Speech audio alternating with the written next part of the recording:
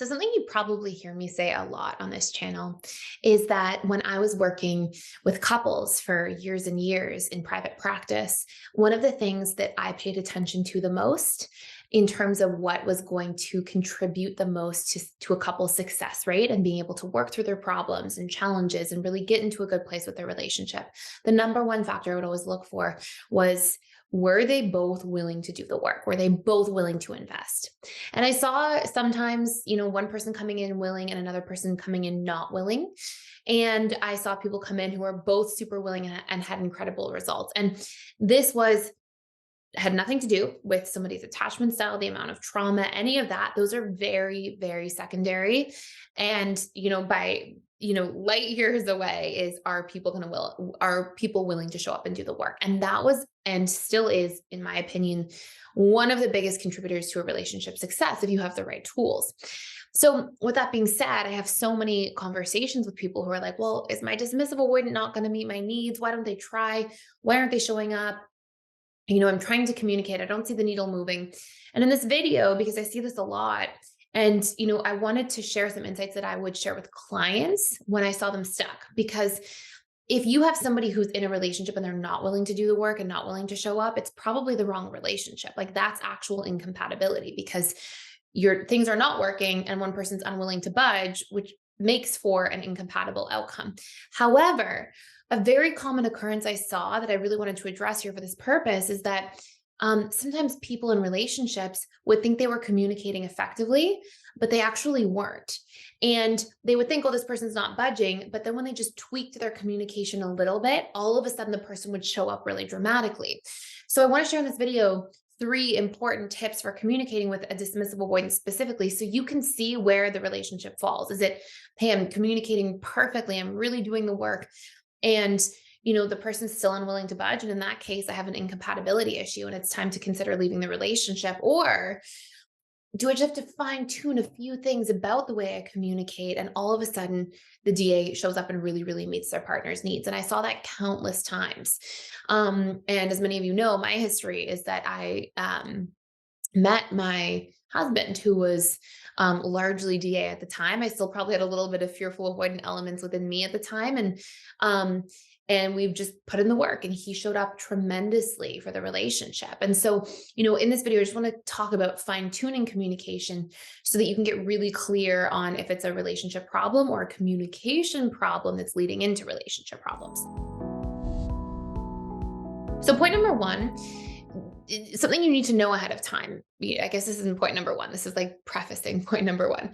But dismissive avoidants, they don't have a lot of communication model to them in their upbringing. So they don't have a lot of modeling between the caregivers of the parents hashing things out and working through things between 2 parties. So what you see as a general rule is a true DA will often communicate more through actions than through words, which to somebody on the receiving end who doesn't share that attachment style and form of communication, they're like, what does this mean, right? It can be really confusing for somebody that's the recipient of that, because I can think of one client, for example, that I had, and I was working with her and her husband, and she was very DA. And she said at one point, she was telling me how clearly she communicated to her husband. And I said, okay, so when you say you clearly communicated, what did you do? And she said, well, he was talking about something I didn't want to talk about. I had told him a couple of years back I didn't like this topic, so I just left and went in the other room. And then when I had a conversation with him after, he was like, I thought we were perfectly fine. We're talking, all of a sudden she just leaves, shuts the door. I was so offended. I couldn't understand. So what I would see, this is just one analogy, but what I would see so pervasively with partners of DAs is the DA they think they're communicating clearly, and they think they're doing the work, but often they're not.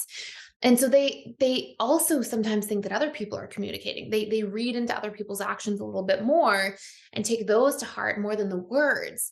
And so when we're practicing communicating in words, something else that you need to know, just a preface, and then I'll go into the 3 points finally, are that dismissive avoidants, they tend to be much more sensitive to words than you would think. They tend to be much more sensitive to criticism. They'll never show it until they're doing the work, maybe, to be more vulnerable, but they are so much more sensitive to criticism. They can take things really personally. They can feel like it's really harsh and sharp if something's communicated in the wrong way. And that just will obviously lead them back into their coping mechanisms, being to shut down, to stonewall, to phase out. So Number one, when you communicate, you have to communicate in the positive. So you have to practice communicating by saying proactively what you need. And if you're somebody who has a history of codependent behaviors or patterns, you're probably operating through a lot of covert contracts. Like, well, I'm going to do this thing and then they should just do this thing back. If I give to them, then later they'll give back to me when I need a favor. We want to get rid of that. We want to install as much literal communication in the relationship as possible. And for those who have a codependent history, it's actually one of the biggest pieces of growth for you as a person. So in relationships, at least. So for me, as I mentioned, like I had a history of being FA. I had done a lot of work on myself, but hadn't really been in a serious relationship since, and took this big sort of period of time to myself, and had to practice this stuff in relationship to the person I was dating then, who's now my husband, who had a lot of DA patterns. And one thing I realized early on in the relationship is like, I'm not communicating my needs literally. And so I have to work on that. And then I'll see, does he show up or does he not show up? And if he shows up, great, we're on the right track. And if he doesn't, then I have to look at the relationship through that lens and decide if I'm going to actually stay or not. And right away, I saw how much he showed up, but I practiced being an amazing communicator about my needs. So if I needed support, I would say, I need support. It looks like X, Y, Z. If I needed a chore to be done, I'd say, hey, can you take a turn doing X, Y, Z? Can we put a schedule together so that you do these chores on these days and I do them on these days? And I promised myself I would be really good at communicating all of my needs in real time as much as possible. And what it actually allowed for me to do as an individual is tremendously fine-tune my communication skills that then served me later on in so many areas of life, and in family relationships and business relationships, in so many places. So it was this massive part of growth for me as a person. And so, and what I saw is my wonderful husband was just tried so hard and showed up so well. And it was like so nice to receive that. And I looked back on past relationships and I was thinking, wow, like all the times I didn't do that because I didn't know how, or I was afraid, or I hadn't really done a lot of inner work and healing yet. And all the times I would then get frustrated at somebody when I actually hadn't communicated what I was hoping for them to basically mind read instead. So it's a huge evolution for me as a person. And that's why, when we practice this stuff, it's not like, oh, it's just on us to do the work, but it's like, hey, there's like this mutual work that can be shared where we both have the opportunity to evolve.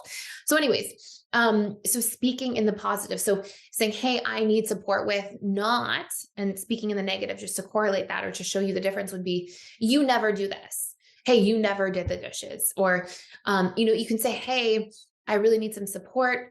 Remember we talked about doing the dishes? Do you mind following through with that today? We can come back and say that, right? And we can have those conversations, but they're done in a way where we're not like, if a need isn't met, we're not mad that the person didn't mind read and putting unrealistic expectations. And we're not like shaming somebody, right, for a human imperfection. Like sometimes I forget things that my partner needs. Sometimes I forget things that a family member might need or a coworker might need.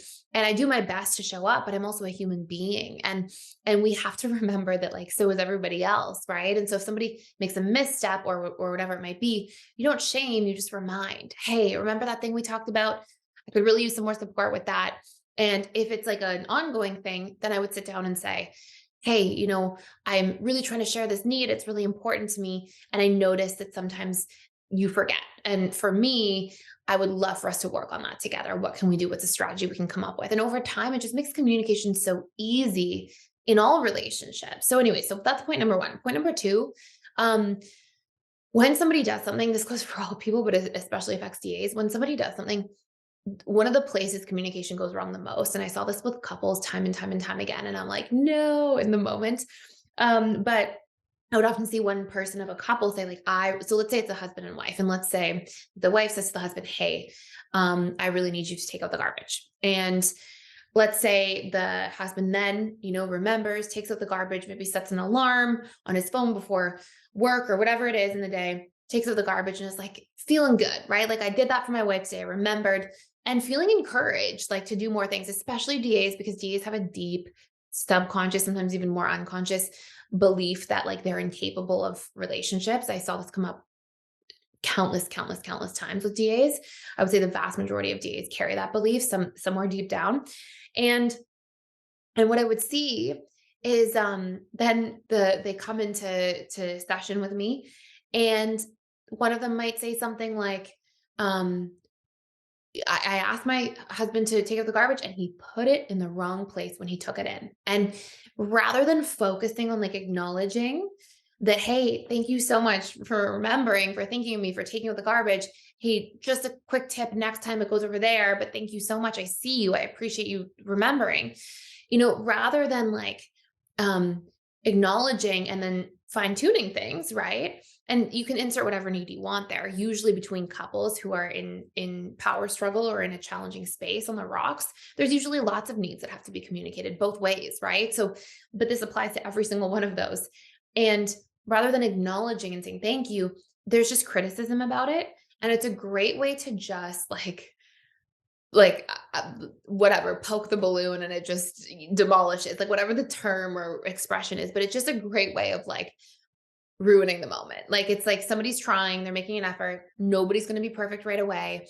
Of course, if you have to coach somebody all the time on your needs constantly, and then they don't try and they don't do the work and the needle doesn't move, again, we have a different problem. Like, hey, you might have to consider leaving the relationship.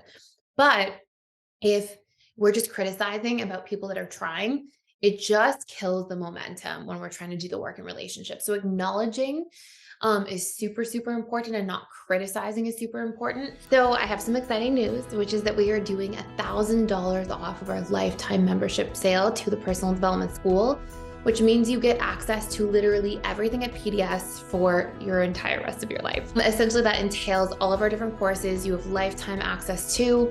I do 4 live webinars a week, every single week. You can access them ongoing, and you get access to all of our daily community events. So I'd love to see you on the other side, and you can access it by using the link in the description box below.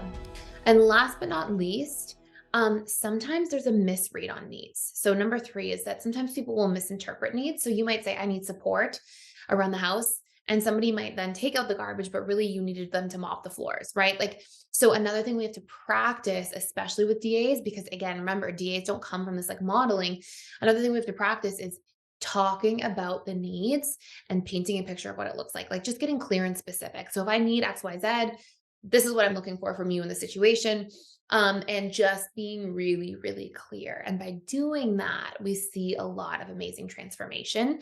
And again, going back to what I said at the beginning of the video, if somebody doesn't show up and really put in the work and it doesn't transform communication and needs meeting between 2 parties, now you have another problem on your hands, and that's separate. But to see, look, will somebody show up and try? If you install these 3 elements into communication as much as possible, as consistently as possible, you're going to see a beautiful transformation the vast majority of the time. So I hope this is helpful for you. And thank you so much for watching. Please like, share, and subscribe if you enjoyed this video, and I will see you in future presentations.